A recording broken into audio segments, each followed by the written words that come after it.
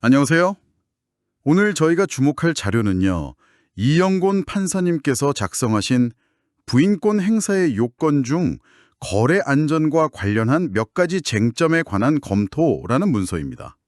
제목이 조금 딱딱하게 들릴 수 있는데 이게 사실 굉장히 흥미로운 어떤 균형에 대한 이야기거든요. 네, 맞습니다. 핵심 키워드가 바로 부인권, 그리고 거래 안전, 이 두 가지죠. 부인권이라는 걸 아주 간단히 말하면요. 회사가 파산하기 전에 막 재산을 빼돌리거나 하는 그런 특정 거래 있잖아요. 그런 것들의 효력을 없애서 채권자들을 보호하는 제도라고 보시면 돼요. 그러니까 파산 전에 이루어진 좀 문제 있는 거래를 무효로 돌린다 이런 거군요. 그렇죠. 그런데 이게 문제가 뭐냐면 이미 끝난 거래를 뒤집는 거잖아요. 그럼 그 거래를 믿었던 사람들의 신뢰, 이걸 이제 거래 안전이라고 하는데 이걸 해칠 수가 있다는 거죠. 그러네요. 채권자 보호하자니 거래 안전이 흔들리고 거래 안전 지키자니 채권자 보호가 어렵고. 네, 바로 그 둘 사이의 어떤 아슬아슬한 줄타기, 그 구체적인 쟁점들을 이 문서가 파고드는 걸로 보입니다. 특히 현직 판사님이 쓰셨다는 점에서 실제 법 적용에서 부딪히는 문제들, 그런 깊이 있는 내용의 가능성이 높죠. 그렇죠. 채권자 보호도 중요하고 또 시장의 신뢰도 지켜야 하고 이게 참 어려운 문제인데요. 이 문서에서 그럼 좀 더 구체적으로 어떤 쟁점들을 다룰 거라고 예상해 볼 수 있을까요? 그냥 개념 설명 말고요. 그럼요. 예를 들자면 판사님의 글이니까 아마 현저히 불리한 가격으로 거래된 경우 이걸 중요하게 다룰 가능성이 높아요. 현저히 불리한 가격이요? 네, 파산 직전에 뭐 시세보다 터무니없이 싸게 자산을 팔아버렸다거나 하는 경우죠. 이런 경우에는 당연히 채권자 보호를 위해서 부인권을 행사해야 할 필요성이 커지거든요. 그건 당연해 보이는데요. 근데 여기서 어려운 게 그 현저히라는 기준이 사실 좀 모호할 수 있다는 거예요. 어느 정도 가격 차이부터 문제 삼을 거냐, 뭐 시장 상황이나 아니면 그 자산 자체가 가진 특수성 같은 것도 고려해야 할 테고요. 이 문서가 아마 그 구체적인 판단 기준에 대한 법원의 고민을 담고 있지 않을까 싶습니다. 그렇군요. 그 현저히라는 그 단어 하나에 많은 게 달려 있네요.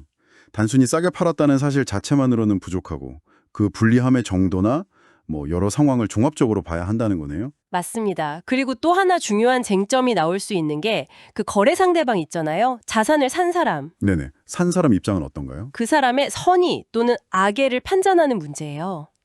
만약에 상대방이 이 회사가 곧 파산할 거라는 걸 알면서도 이걸 이용해서 부당하게 이득을 챙기려고 했다면 이건 악의잖아요. 그렇죠. 나쁜 마음을 먹은 거죠. 그러면 부인권을 행사하기가 훨씬 수월해지죠.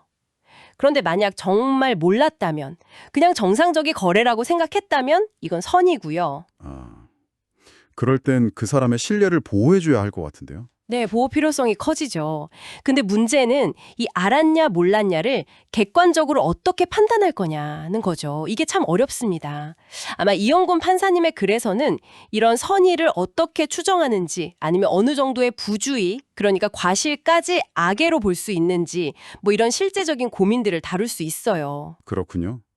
단순히 저는 몰랐어요 라고 말하는 것만으로는 안 되고 거래 당시의 여러 정황상 충분히 의심할 만했는데도 그냥 넘어갔다면 그것도 문제가 될 수 있다. 뭐 이런 거네요. 네, 그런 맥락으로 볼 수 있습니다. 자, 그런데 여기서 한 걸음 더 나아가서요. 더요?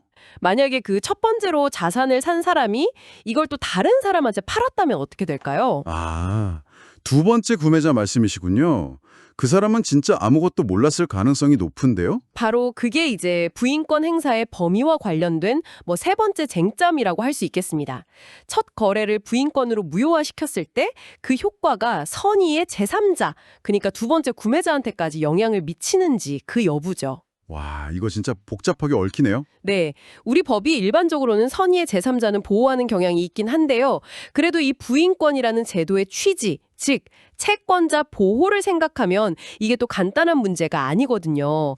그래서 이 문서에서는 이런 전득자, 그러니까 두 번째 구매자 같은 사람들을 어떻게 보호할지, 또 부인권의 한계를 어디까지로 볼지 이런 논의도 포함하고 있을 가능성이 있습니다. 와, 듣고 보니 정말 간단한 문제가 아니네요.